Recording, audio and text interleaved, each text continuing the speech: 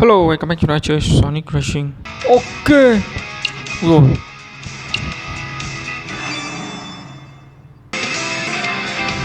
Đội hình của chúng ta đây. Xe đẹp chưa? Lái kiểu gì? Lắc lắc.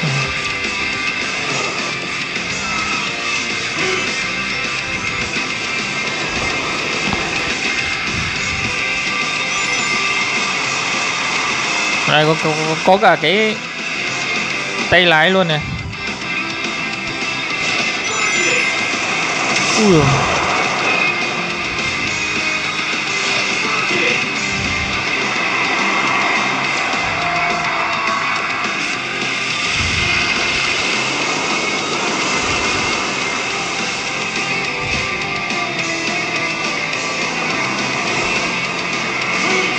Bứt phá, ôi dồi ôi nhanh không.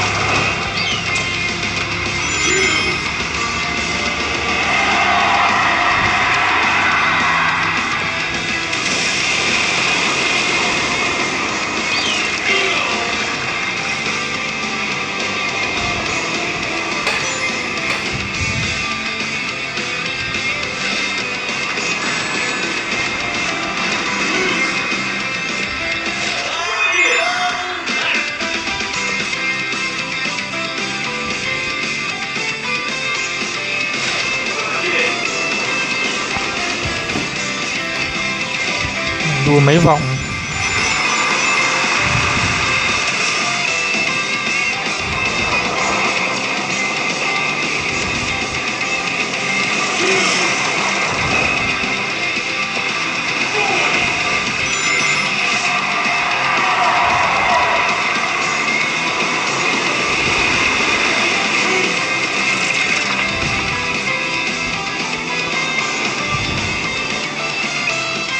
Đây nhá, Sonic kìa nha.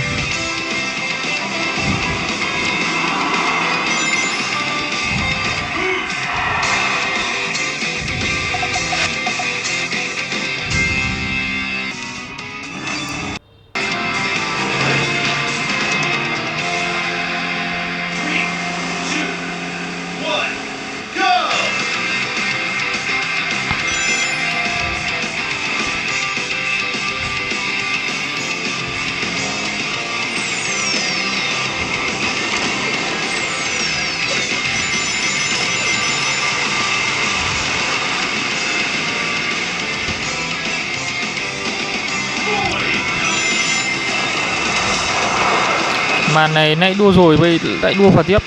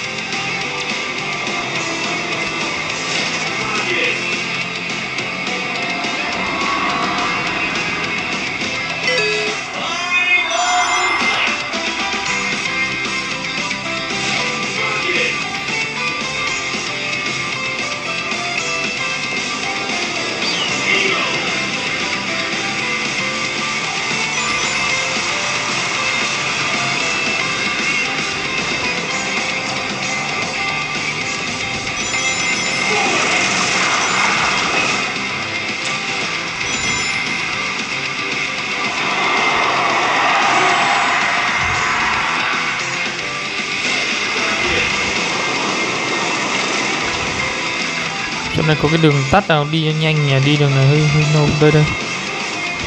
Đây. Ô.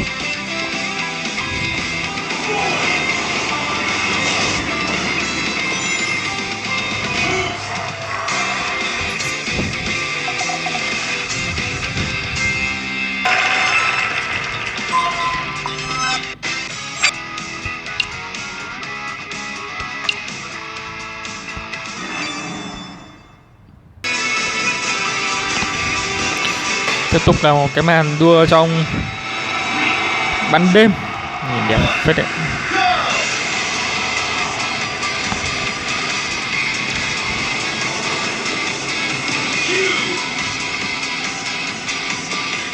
Hôm nay lâu lắm mới được chơi cái game này thì một chiếc Sky Park, nên là chúng ta sẽ chơi khá là nhiều.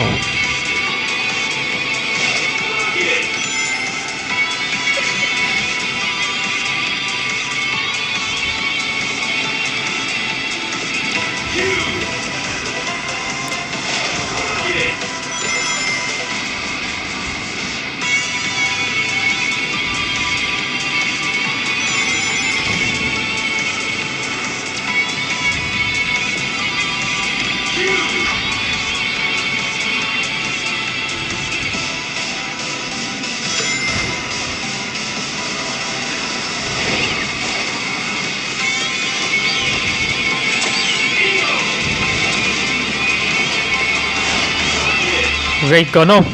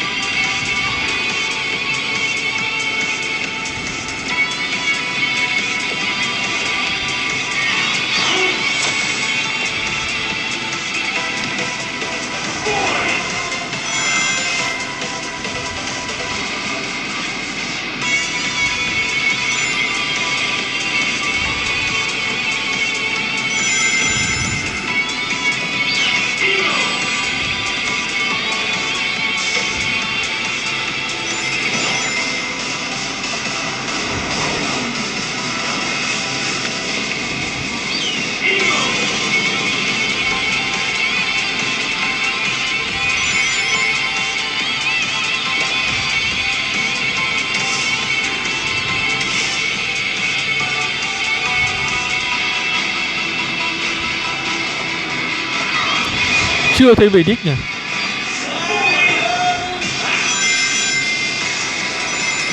Chưa thấy về đích.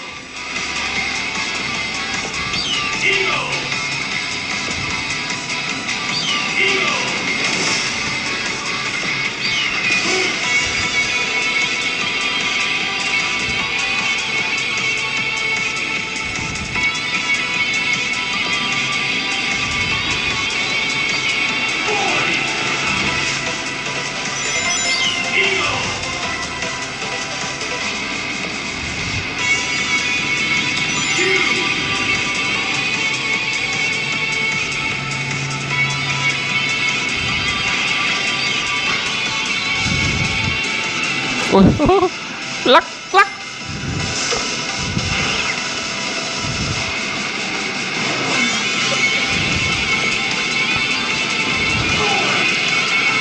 Ba vòng đùa lâu thật ấy. Chưa vì đích để chuyển game.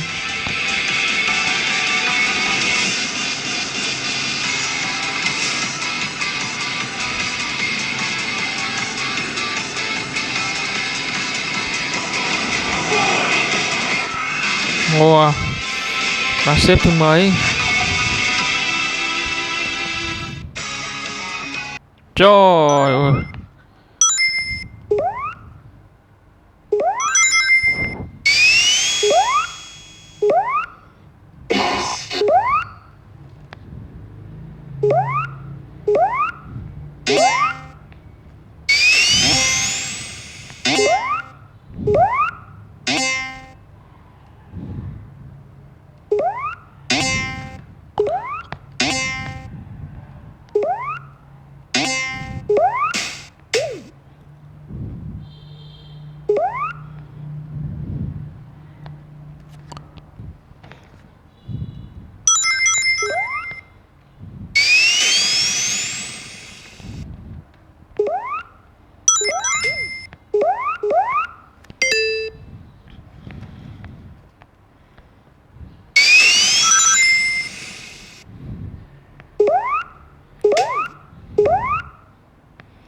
Rất khó điều khiển nhỉ. Này chắc chúng ta phải kiếm cái tay cầm ấy, chơi dễ hơn.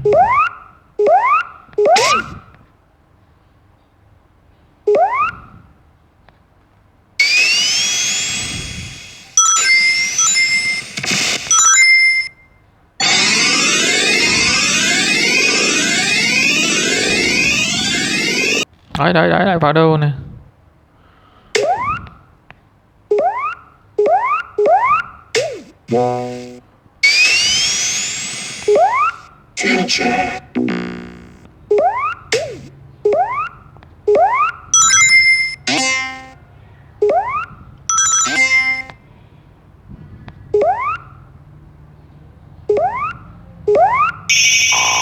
Ô giời, vả phết đi không phải được đâu.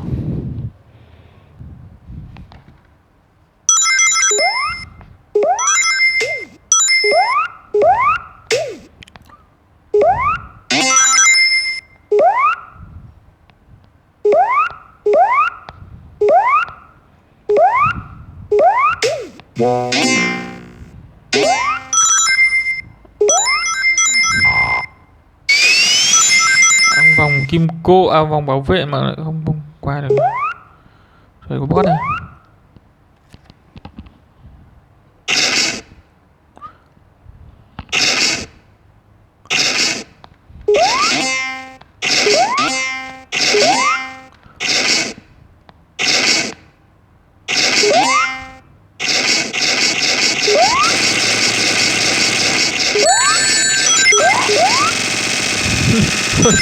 Đấy, Sonic ra đây, đấy, nhận giải thưởng đấy.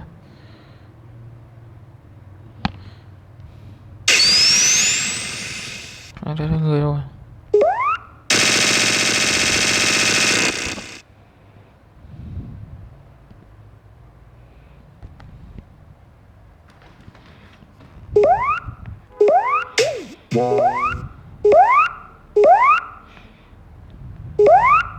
Bạn này. Ô, còn đôi bạn luôn.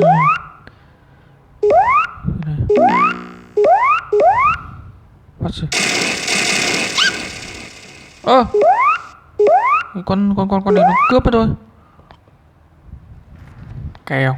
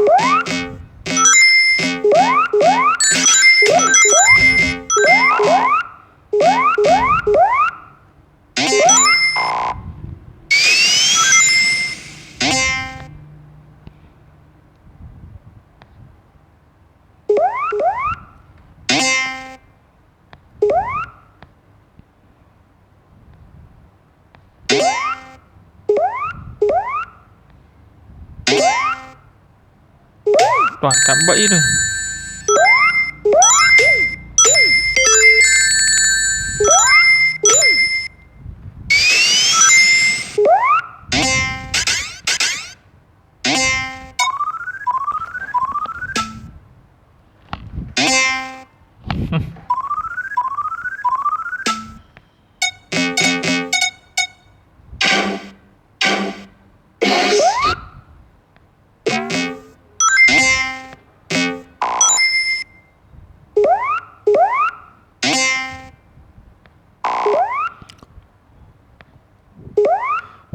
Chưa thoát khỏi đây được cơ.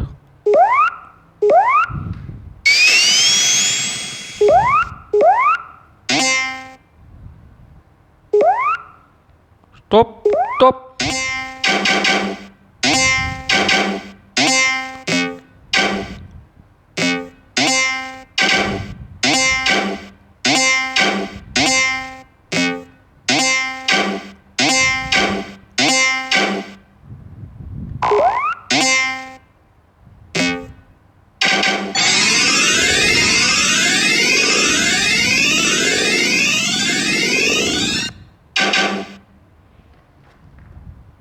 vào cái màn gì thế này.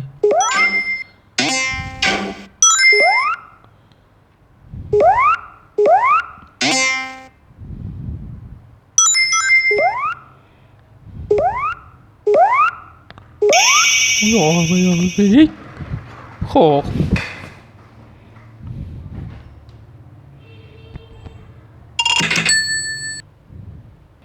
Ra chơi Sonic Death.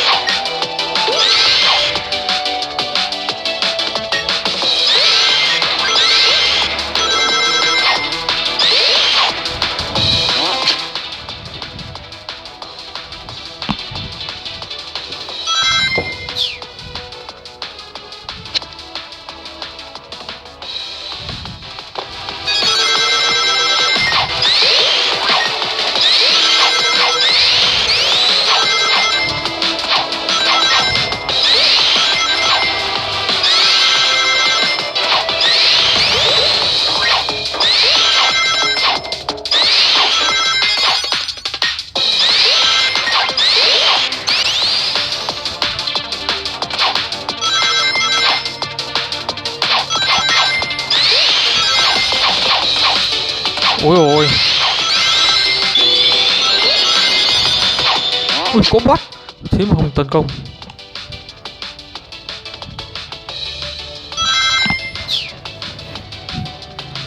Có bot đấy, này có bot đấy.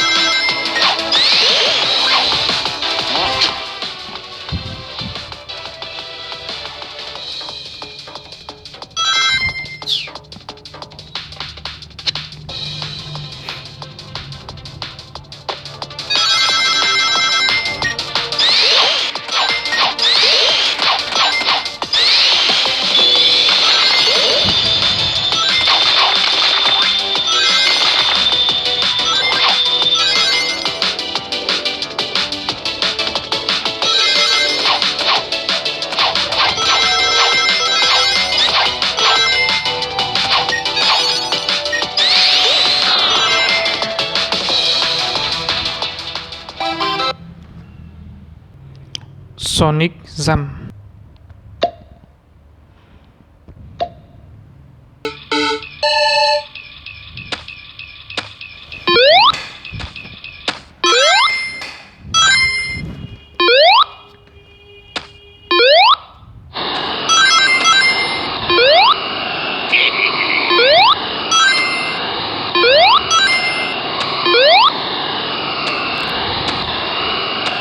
Boss này lại còn tấn công căng.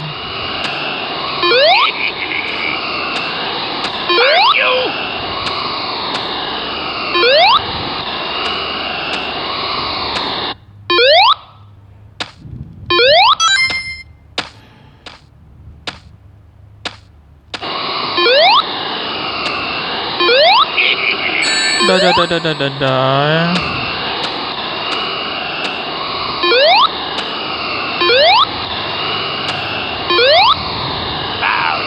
Oh.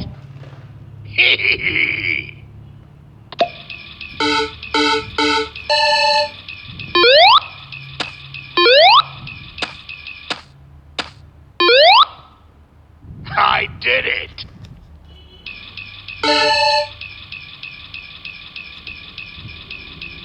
Sonic Boom đâu rồi?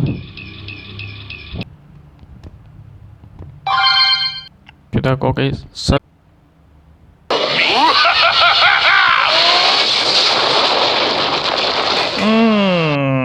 Đẹp chưa? Màn này đẹp chưa?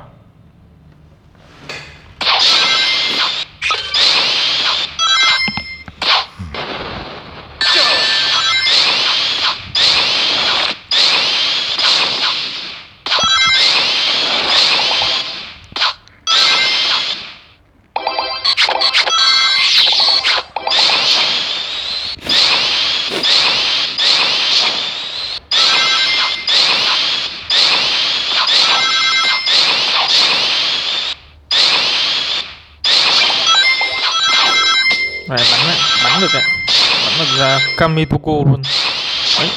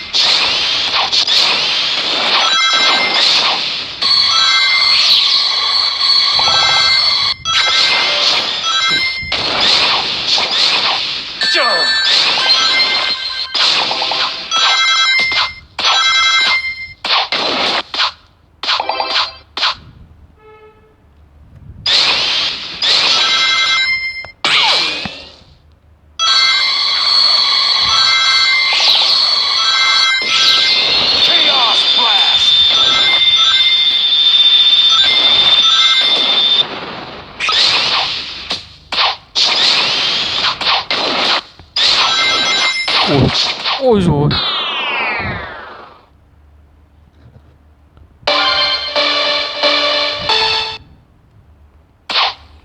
Chắc là hết cơ hội. Vòng sau chơi.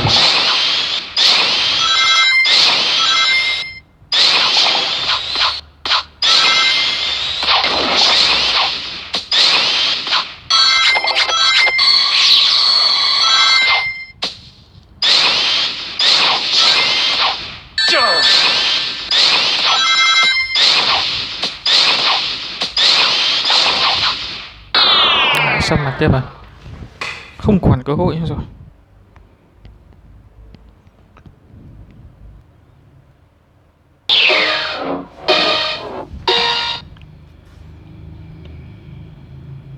Rồi.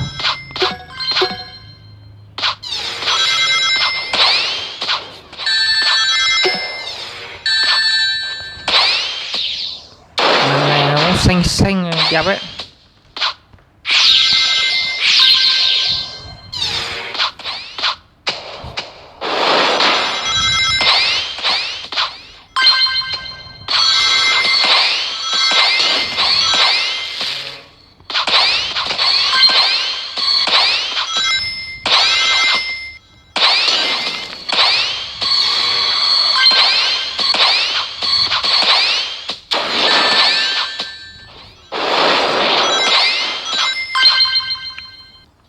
Tay chạy nhanh đấy.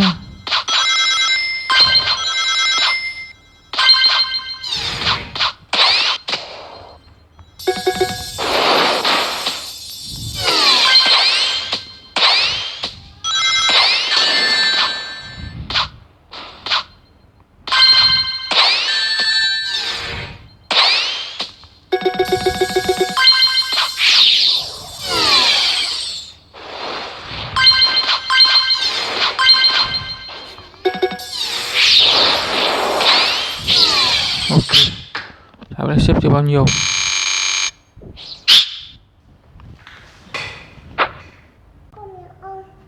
Ok, hôm nay chơi Sonic Rumble.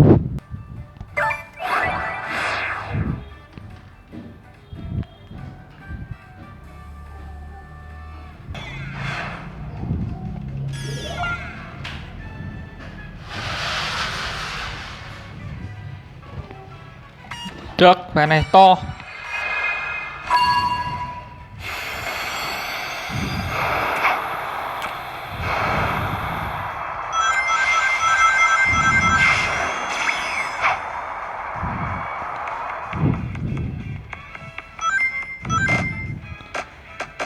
To như một Sonic bé tẹo ấy.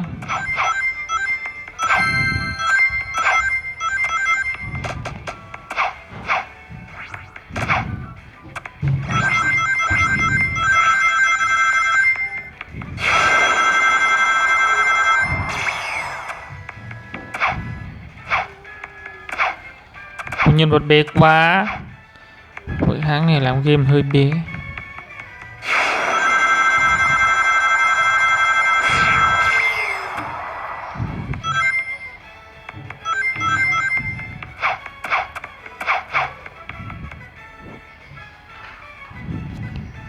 Không zoom lên được.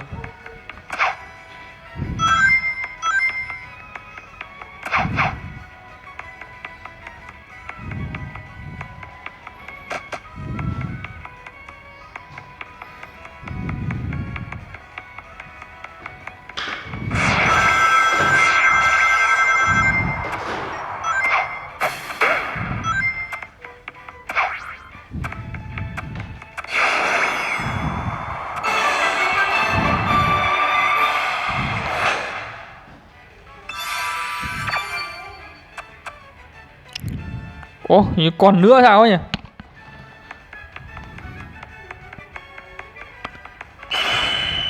Ở đây còn nữa này. Tất cả 32 anh tài này.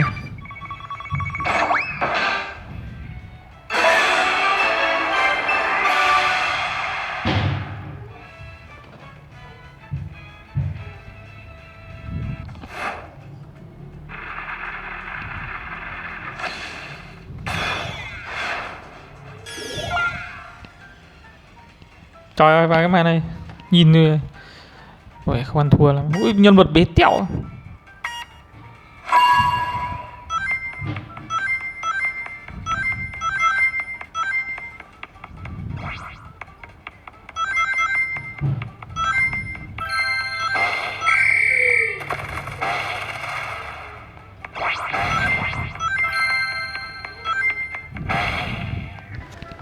Đấy, nhìn thấy không? Bế tẹo lên treo này, nhìn thấy không?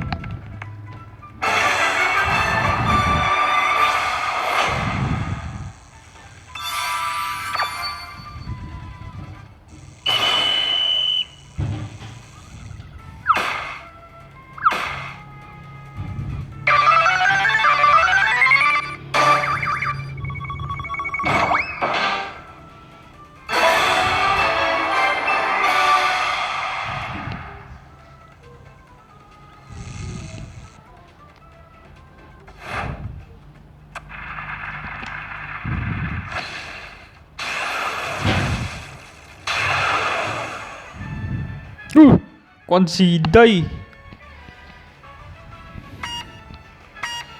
Mà này sẽ đấu boss đấy.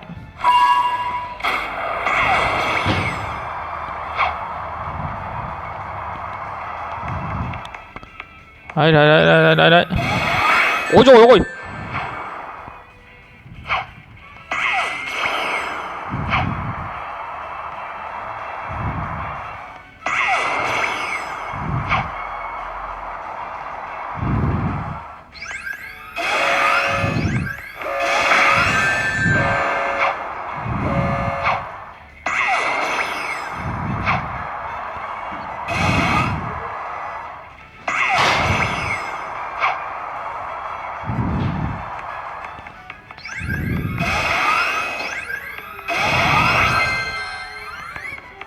Có cái nút đây này.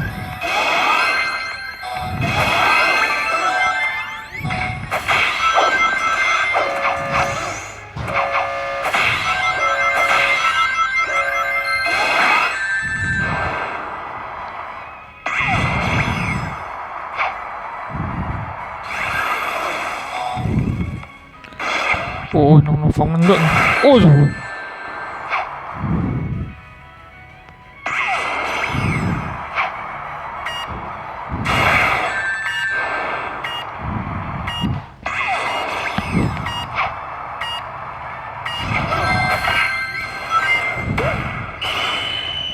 Không nhìn thấy cái gì cả.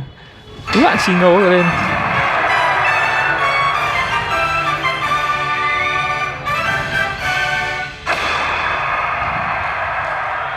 Nhất này. Đừng có mà đùa.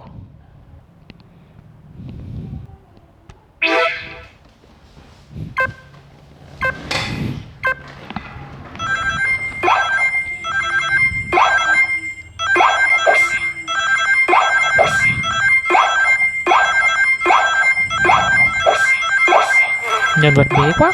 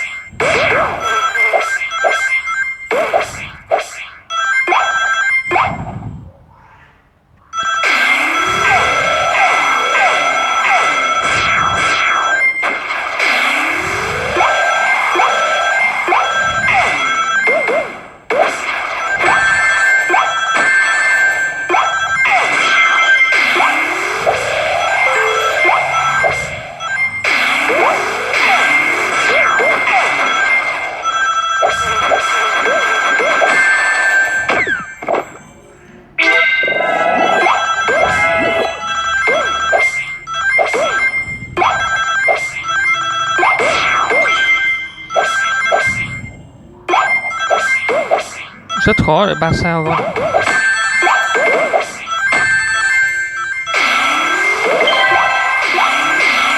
Đạt 1 sao rồi. Ôi. Rất khó.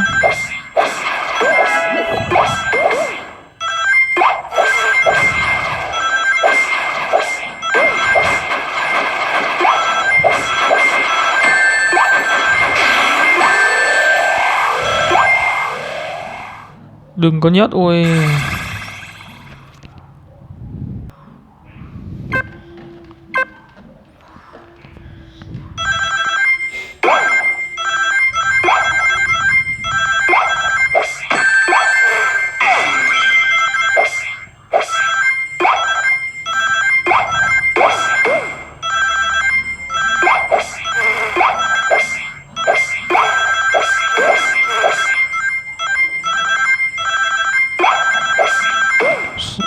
Hình như cái này là đạt được cái lượng xa, cái chiều vòng này là không được chết thì nó mới giữ được.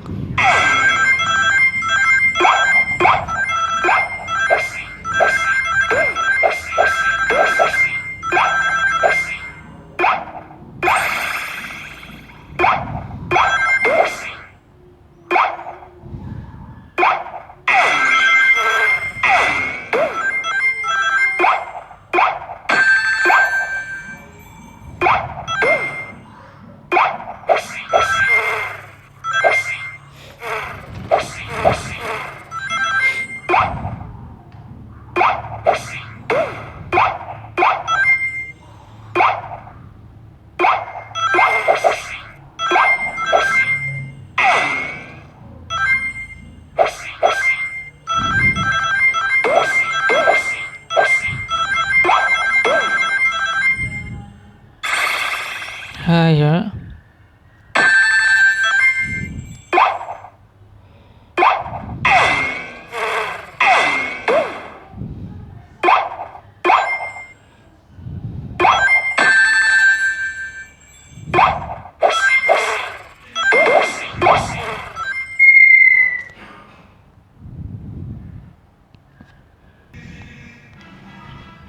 Rồi, và Sonic One.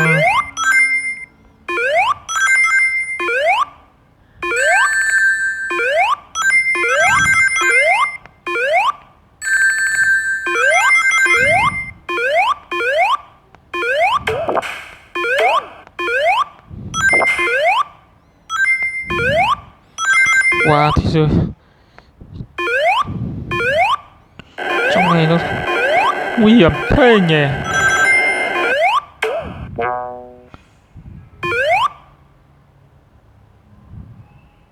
Ủa thế thì đi đâu bây giờ?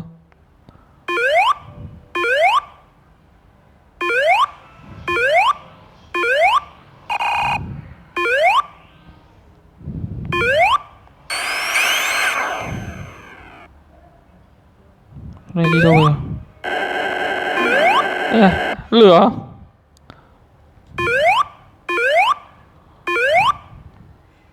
À đây đây có cái đường đi này.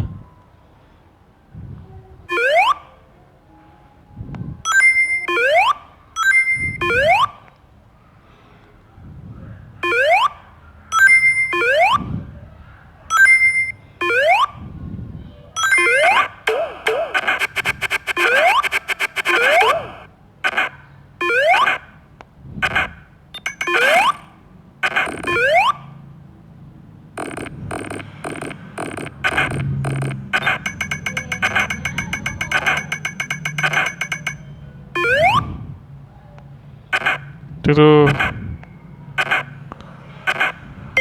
Điểm danh rồi đã.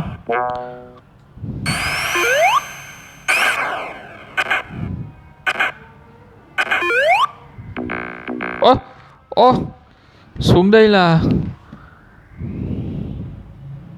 vĩnh biệt luôn.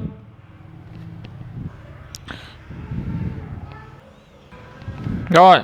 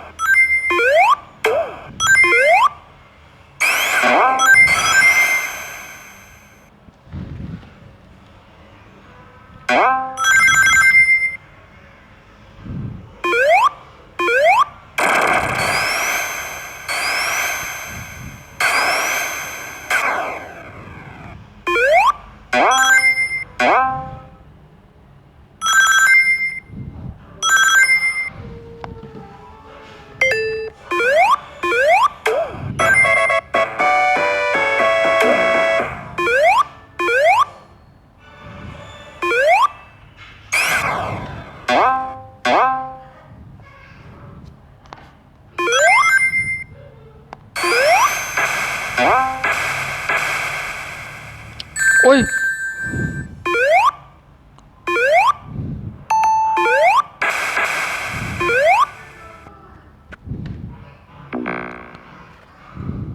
tới không qua được đâu.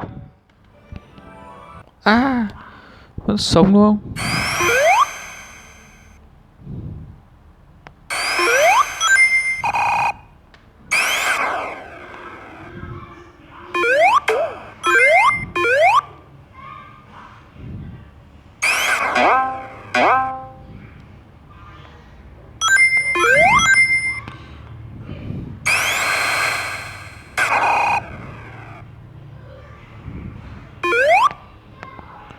Rồi qua đi. Qua màn này đi.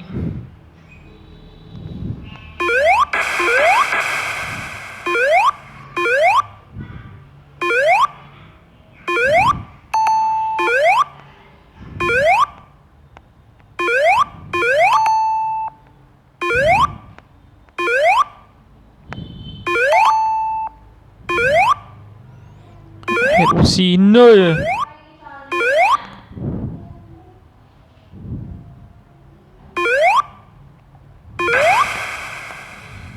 Hả?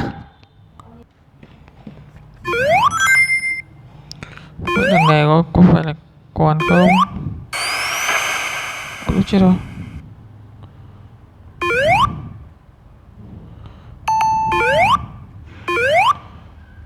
Nhầm màn.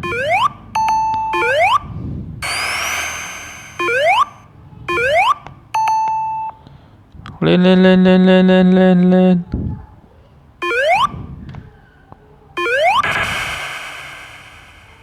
Rồi.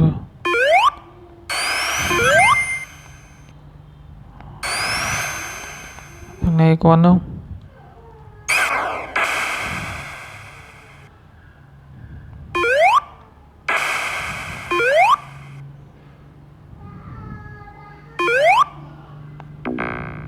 Ủa?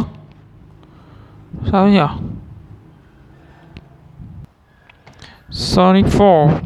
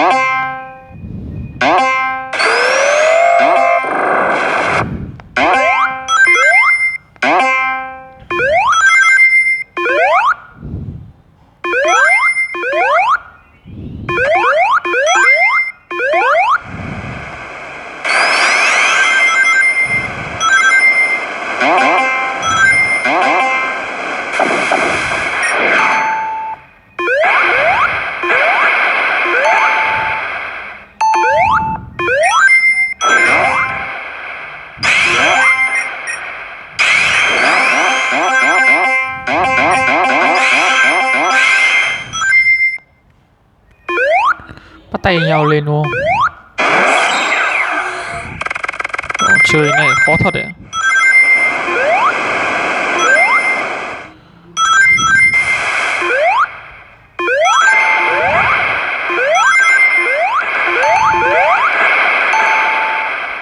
Đấy mắc kẹt này.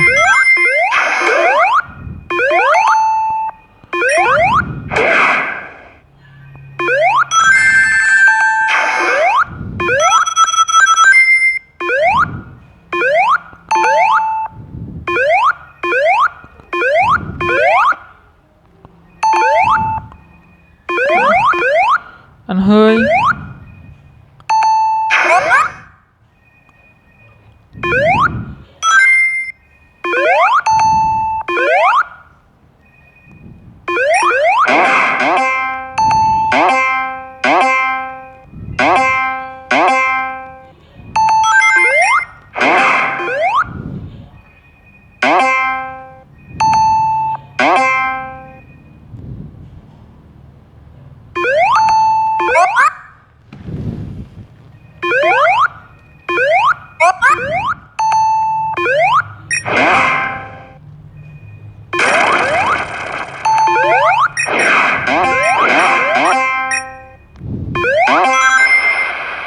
Ok, ui được thở được cái hơi rồi.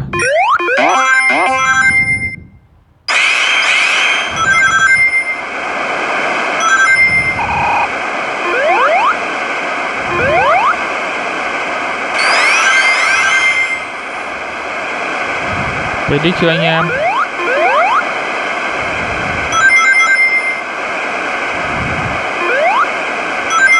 Ở trên này có này.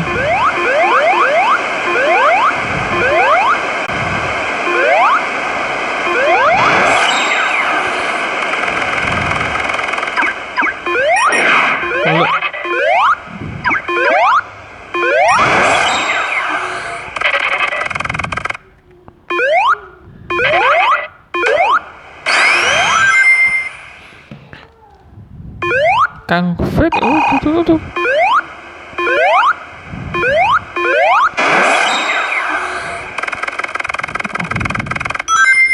Bắt tay nhau đi cho nhanh.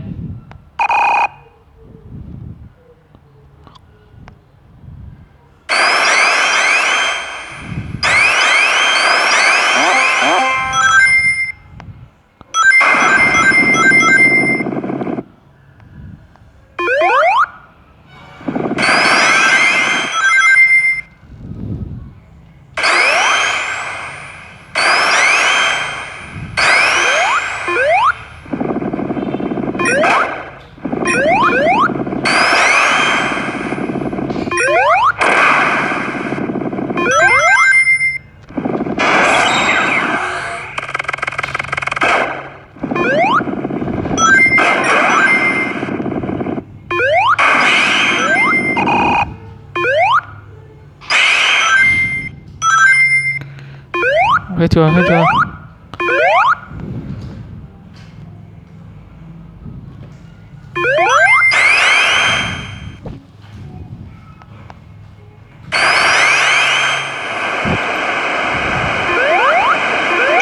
Ô rồi, mãi mới qua được một mảng khổ.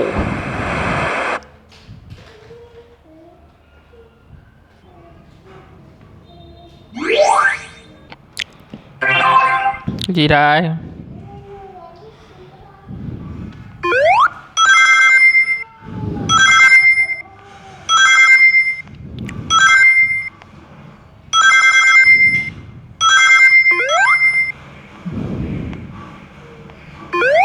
Mình thích cái màn này đấy.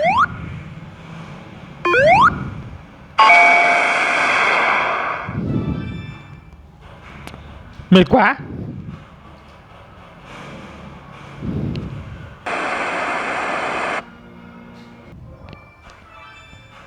Là chơi Sonic Speed. Ok. Ủa, thanh niên nào kinh hay này.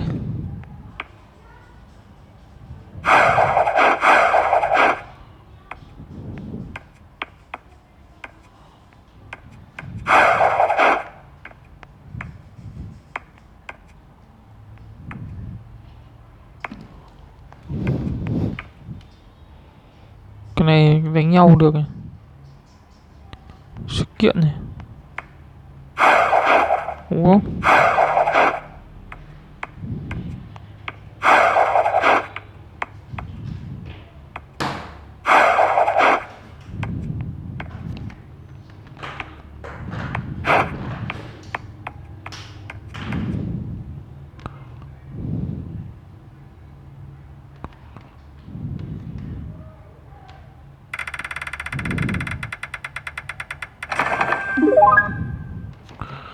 Cộng 1 tỷ kinh nghiệm rồi.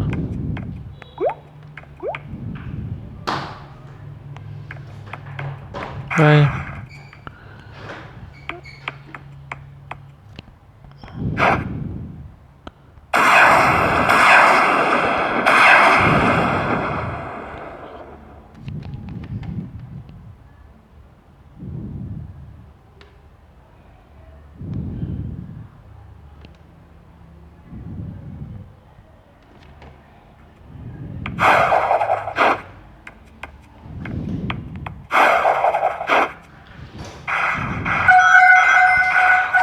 Rất nhiều người chơi trong game này mà vào chả thấy ma đâu nhỉ.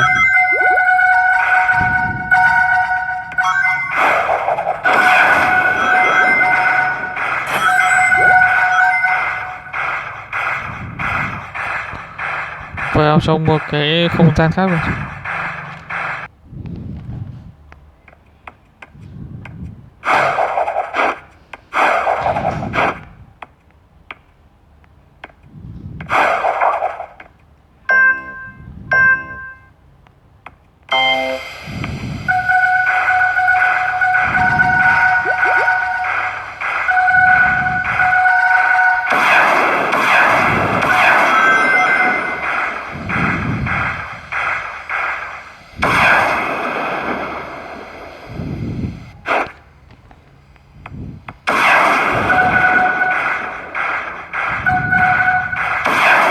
Đua đây, đua.